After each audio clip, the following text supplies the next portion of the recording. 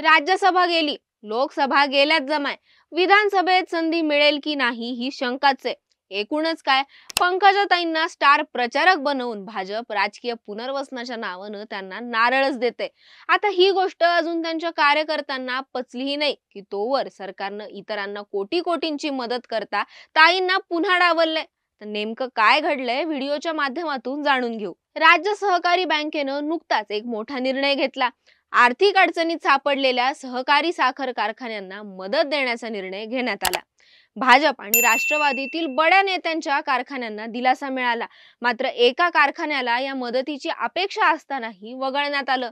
आता तो कारखाना आहे पंकजा मुंडे यांचा. सत्ताधाऱ्यांच्या साखर कारखान्यासाठी राज्य सरकारनं तिजोरीचे दरवाजे उघडलेत. अनेकांना मोठा दिलासा मिळालाय. स्थानिक रोजगारावर याचा परिणाम होणार आहे. अनेक वर्षांपासून बंद असणारे कारखाने पुन्हा सुरू होणार आहेत. कर्जाच्या विळखात अडकलेल्या, तोट्यात सुरू असलेल्या कारखान्यांना दिलासा मिळणार आहे. असाच एक कारखाना मदतीच्या अपेक्षित आहे. तो म्हणजे परळीचा वैद्यनाथ सहकारी साखर कारखाना. हा कारखाना भाजप नेत्या पंकजा मुंडेंच्या ताब्यात आहे. गेल्या अनेक दिवसांपासून चर्चेत असलेल्या या कारखान्याची मदत डावलण्यात आली आहे.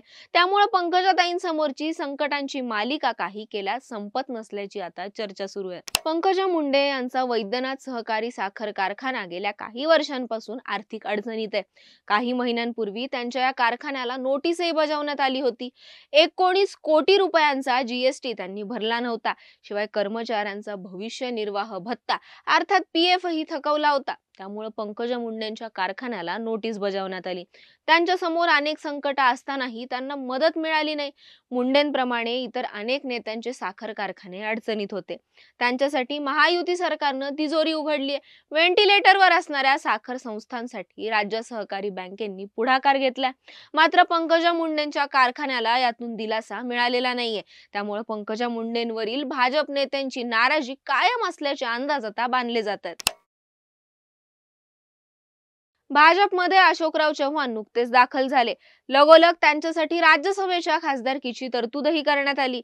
यानंतर त्यांच्या कारखान्यासाठी मदतही केली जाते.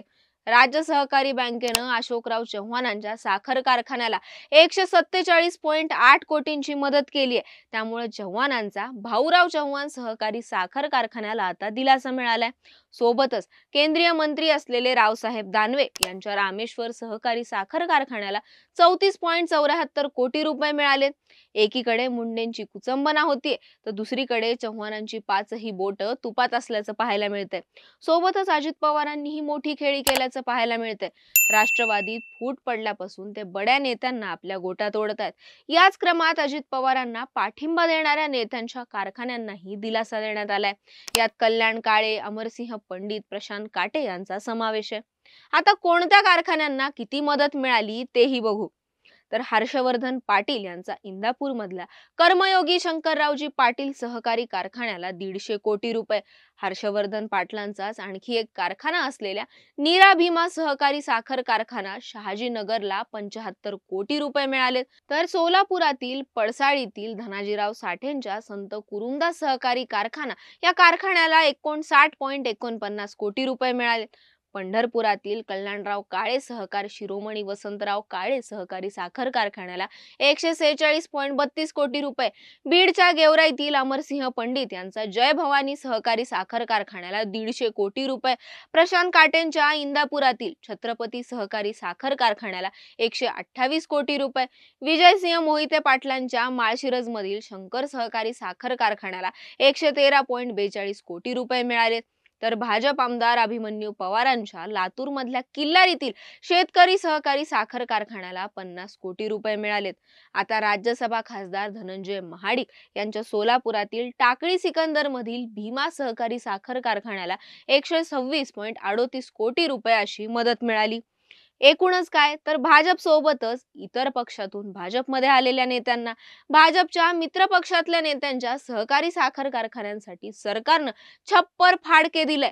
पण वर्षानुवर्ष भाजप सोबत असणाऱ्या पंकजा मुंडेंना इथंही ठेंगा मिळाला. त्यामुळे भाजपची अजूनही पंकजा मुंडेंवर नाराजी कायम असल्याची चर्चा रंगतीये. आता आगामी काळात भाजप पंकजा मुंडेंना संधी देऊन त्यांची नाराजी दूर करणार की त्यांना असं सातत्यानं डावलणार असा प्रश्न आहे. पण पंकजा मुंडे आता आक्रमक भूमिका घेतील असं आपल्याला वाटतं का? तुमच्या प्रतिक्रिया कमेंट करून सांगा आणि अशाच व्हिडिओसाठी टाइम्स ऑफ डेमोक्रेसीच्या YouTube चॅनलला सबस्क्राईब करायला विसरू नका.